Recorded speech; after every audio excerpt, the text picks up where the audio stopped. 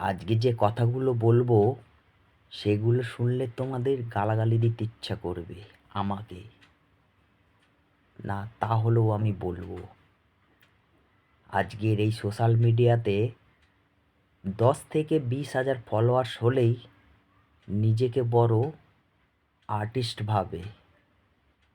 এই কারণে হয়তো সেই মানুষটা তোমাকে চেনে বলে ভালোবাসে, তোমার কন্টেন্ট দেখে, তো ভালোবেসে একটা ফটো তুলতে গেলে তোমরা এমন তাদেরকে দেখাও ভঙ্গিমা যে মনে হচ্ছে কতই না তোমরা অটোগ্রাফ দিতে দিতে তোমাদের হাত ব্যথা হয়ে যাচ্ছে।